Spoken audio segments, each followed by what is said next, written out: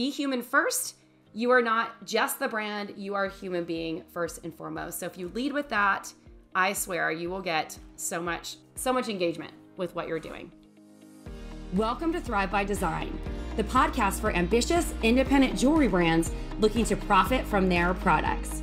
Get ready to make more and sell more doing what you love without spending every single waking minute doing it.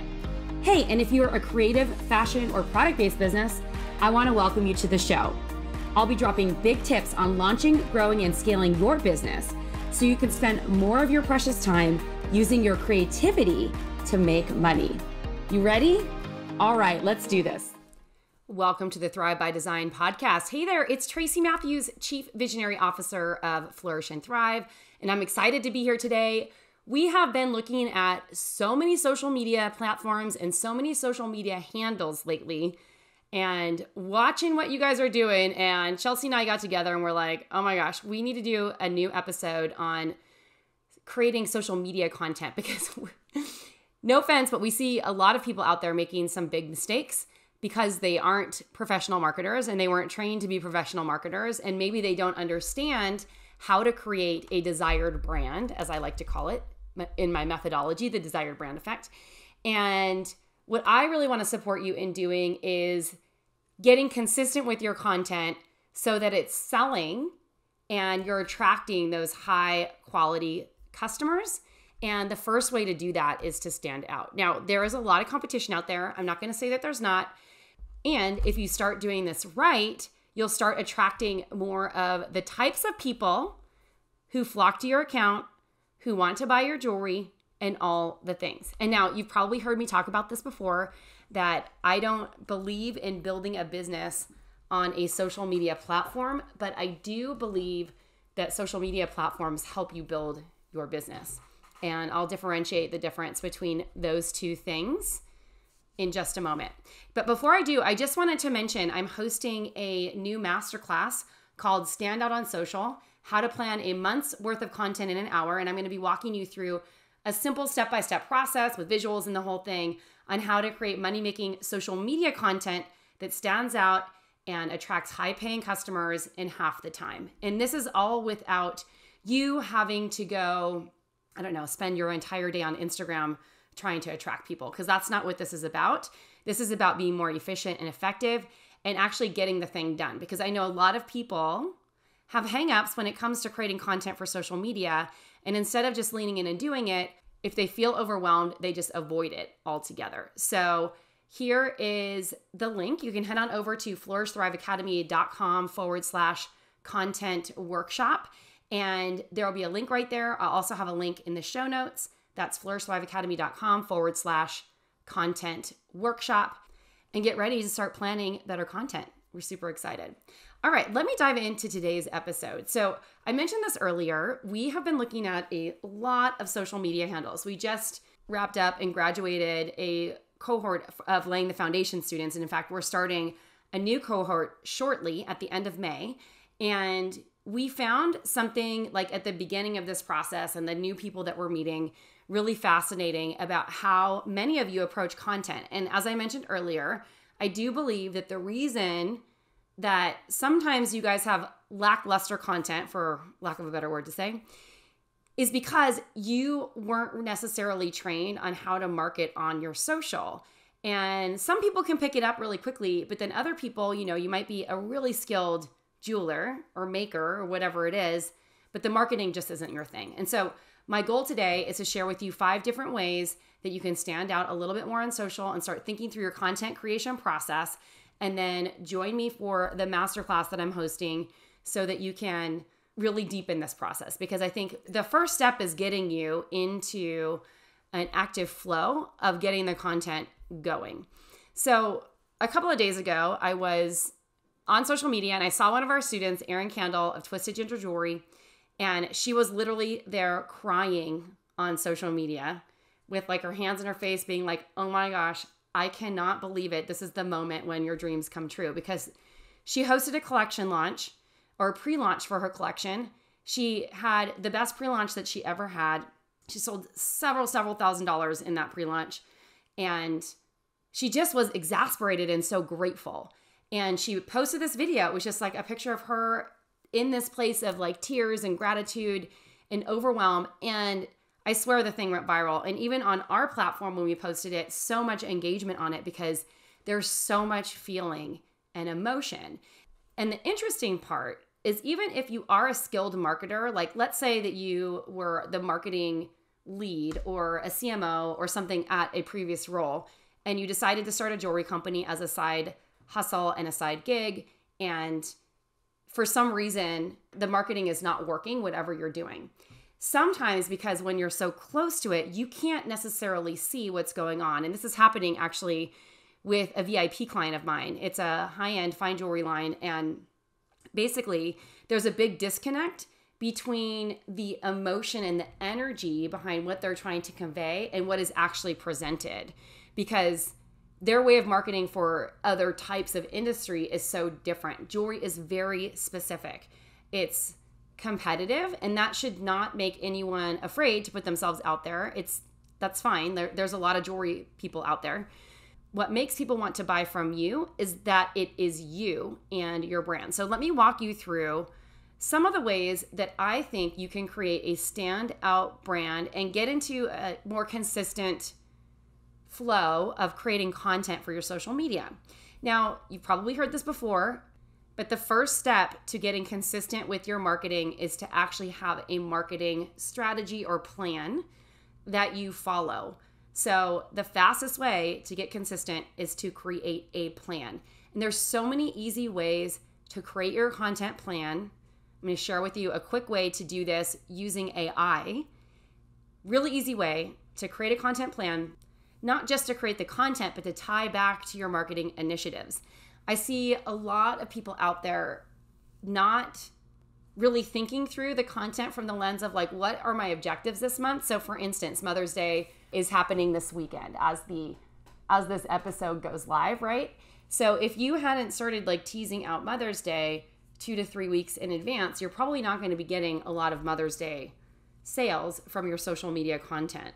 And if you're not going through the lens and the scope of the different types of content pillars, which we're going to talk about next, then you are also kind of doing yourself a disservice. So you want to start with the plan, and then what you want to do is anchor in anything that is like a key component that you're going to be doing for marketing that month. So if there's holidays or initiatives or events or sales or live streams or anything that you're doing to sell your product, even if you're having in-person events, then I want you to think about like, okay, what emails am I writing for this as well? So when you have the email strategy, you can put it in your content plan.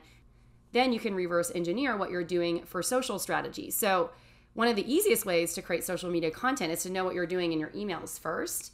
And many of you probably aren't sending 3 to 4 emails a week, which I would recommend, just because the more emails you send, the more you get in front of your customers without being annoying.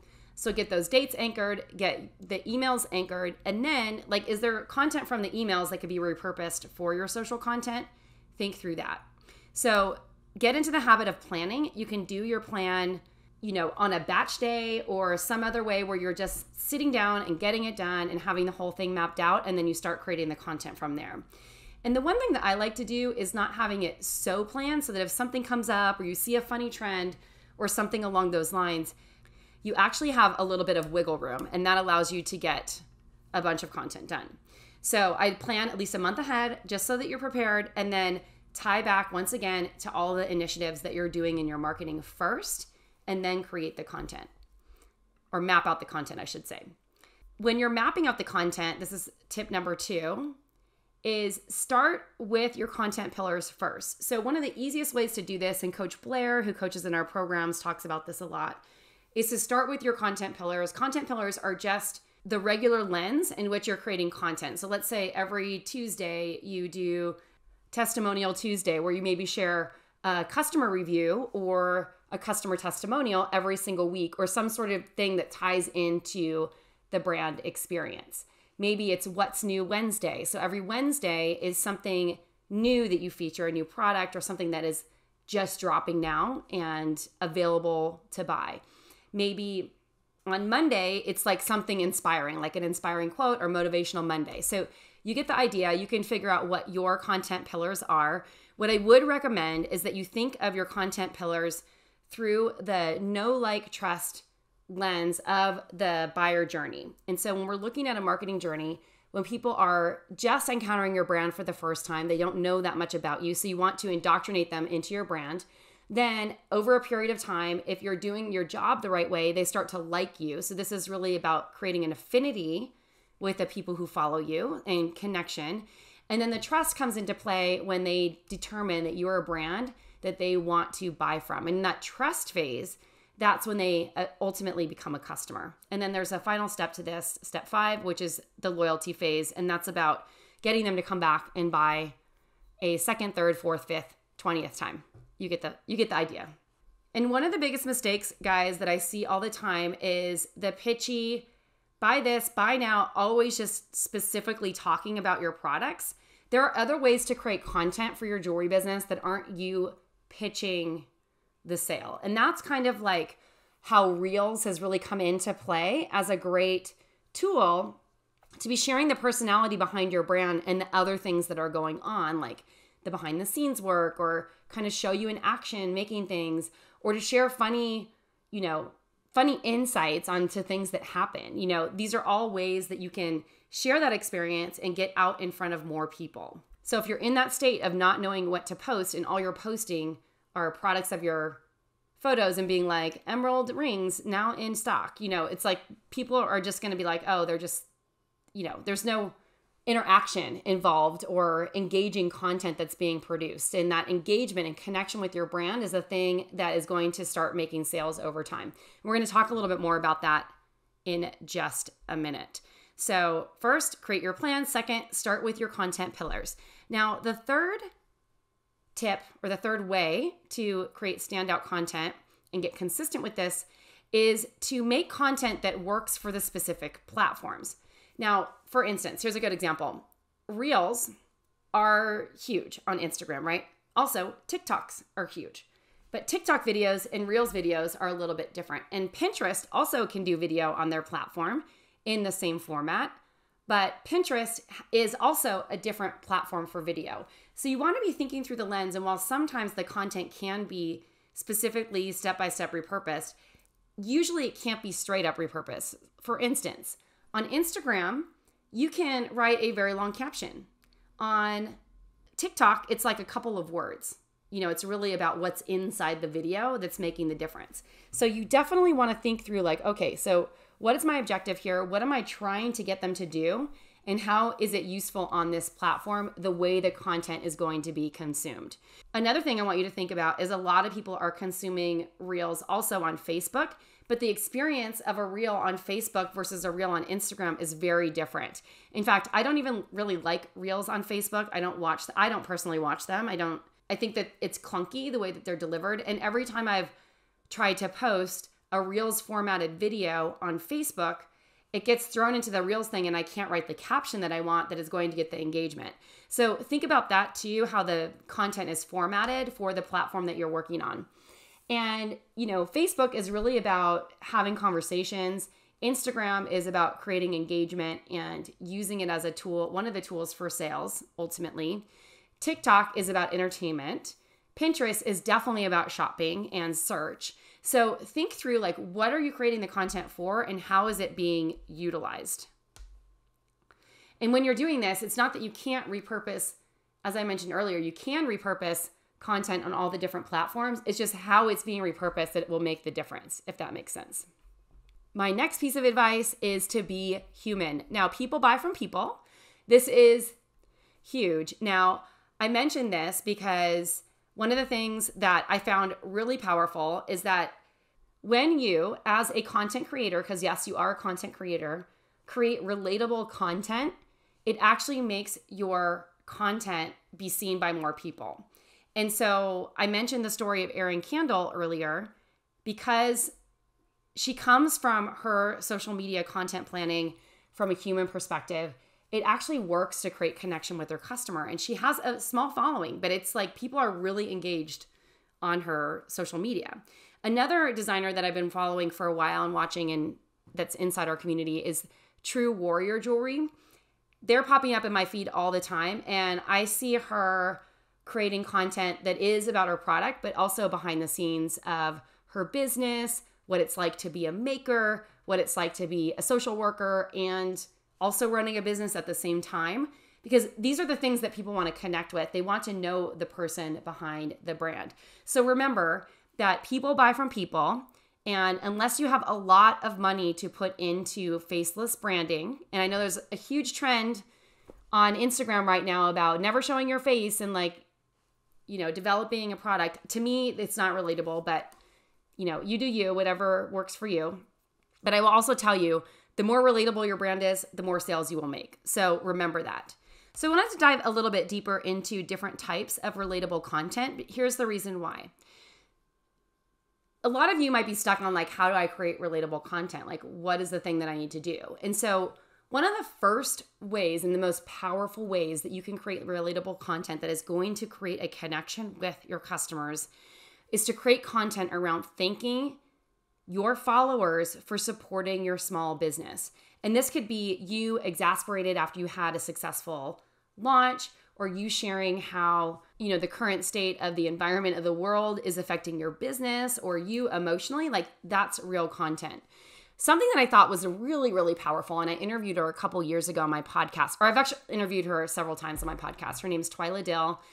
A couple years ago, she was challenged to do this thing where she was going to sell $100,000 worth of inventory. She had a lot of stock on hand and had a big goal to save $100,000 to buy a house in Seattle. So she was telling her social media followers that this was her goal. She had 55 days to do it, and she took them along the journey every single step of the process. She would come on, thank them for shopping, share basically where she was on that journey, thank them for supporting it, and guess what? She made her goal before the 55 days were over. And even if she wouldn't have made that goal, the best part about this was that she showed up and was like, I'm just going to go for it and I'm going to do all the things. So I wanted to just remind you that sharing what's going on in your business and life with your community, as long as it's not something sensitive or cringy, is a really great way to inspire people to support you even more. It creates a great human connection. I would also share content that shares the behind the scenes of your business or you making things that are funny or humorous. People like to laugh. Any way that you can make them laugh or connect with your stuff, do it, because that is going to change everything. I keep trying to convince someone in my life about this. I'm like, just be funny because you're hilarious and you will get clients. And this person's like, I need to be serious because my rates are really high. And I was like, actually, you'll probably attract more clients because you are funny. So remember that, try to incorporate humor, even if you're not a comedian, just some way to make people laugh or engage and connect with the content.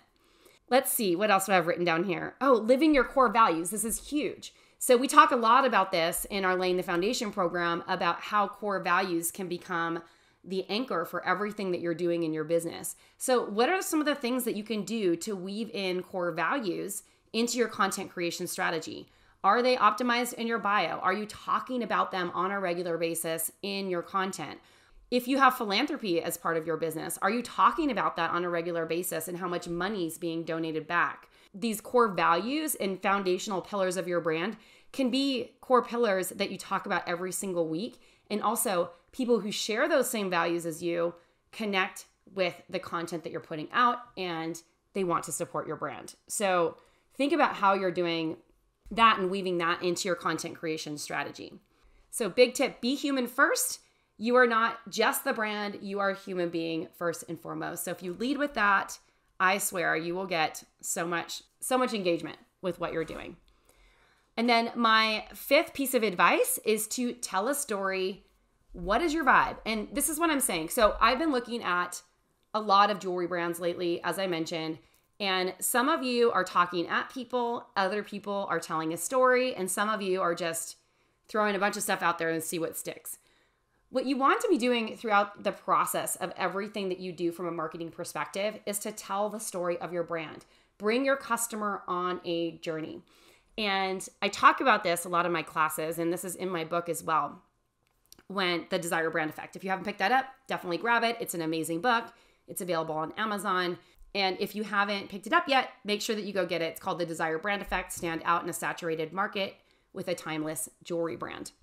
So I talk about this a lot. Like when famous artists started out on their journey, you know, they like, I use the example of Monet. Like he started creating some things en plein air and was doing this impressionist work, and his original work was very dark and like heavy feeling. And over time, as he grew as an artist, his work became very light and inspiring and like colorful. The reason why I'm telling you this is that what you're doing when people connect with you on your brand journey is they connect with you as the artist, and you continue to bring them along that journey. Now, I think of people who are modern day artists that are doing this really well, like Ashley Longshore, incredible. She's bringing her customers on a journey. Jewelry designer that I think does this really well and makes kick-ass jewelry is Jackie A. She does fine jewelry, but it's a very specific vibe. You see it and you're like, okay, I'm that person or I'm not that person. And it's telling the story in the visual imagery, in the type of product that's being created, in the Instagram feed, in the advertising, and everything that's being done.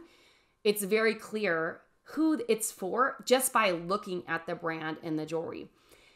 If you are creating something that is using stock photos, or it feels not personal, or it's not cohesive, or any of those things, well, guess what? You're going to get a boring vibe. We were looking at a website recently, and my team was looking at it, and they were saying something like, well, this person doesn't get what's wrong with their website. We were giving them a website review because they're a VIP client and I'm working with them. And one of my user experience people said, well, it looks like these photos are like from eBay because they're stock photos. They look like stock photos the way that they're shot. And whether or not they're stock photos or not, like if something looks like a stock photo, it is not inspiring. Like what you are trying to create is something that is uniquely your brand. This is another thing. I see a lot of people doing this. Like you have a business or a brand or jewelry that is really meant for people in their 30s, 40s, and 50s, and you're using your teenagers as your models because that's all you have at hand. And those aren't the ideal customers for your brand. And if you're using people like that, guess what? When people land on your brand, they're going to be like, who are these people? Like it's not landing with them because they don't see themselves in that person. And so it could be that you have beautiful teenage daughters or a beautiful niece or, you know, son, if you have whatever it is, you know, you might have beautiful young people in your life. But if they aren't the ideal customer for the product, use them for a photo or two, maybe to share the story that you're inspired by them or they were the inspiration behind the line or something like that. But then get models, find your friends, someone who can actually be the person who is the vibe of your brand. And I will tell you that getting real life people who look like the avatar that you have are going to be so much easier to use as models and a sales tool than trying to either find like perfect models that are young, that aren't necessarily the vibe, or people that aren't real life models, especially if your jewelry are for real people. So having people with normal body sizes that aren't like, you know, a size 0 is actually a benefit to your brand, or showing people of all shapes and sizes. Like, or if you have a gender neutral brand, obviously you probably know this, but like showing the range of the gender neutral spectrum. So when you're thinking through the vibe of your brand, get really clear. And if you need to, create like a Pinterest board of the energy that you're trying to emulate. And as you're doing the photography and the curation of your content, think through that lens. So you want to make this really relatable. You want to make it connectable. You want to use the highest qualities of images and videos. If the videos look fuzzy or the images look fuzzy or the background is gray or the lighting's bad, I mean, there's so many apps and things that you can use now to make things look good.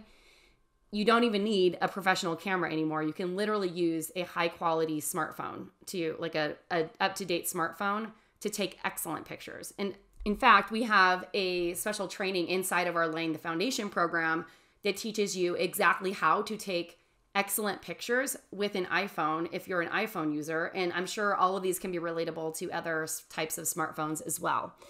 And so I wanted to just drop in and drop these tips for you because content creation should and needs to be a regular part of your strategy, especially on social. And there's so much more to this conversation, but I didn't want this to be 10 hours. So if you want to learn a little bit more about how to create content that is going to connect and how to stand out in social, join me for this free workshop, how to plan a month's worth of content in an hour. And I'm going to walk you through some of my favorite tips for planning content and show you the tactical ways to get it done. So check it out by heading on over to flourishthriveacademy.com/content workshop and grab it today. All right, this is Tracy Matthews signing off. Until next time, ciao for now.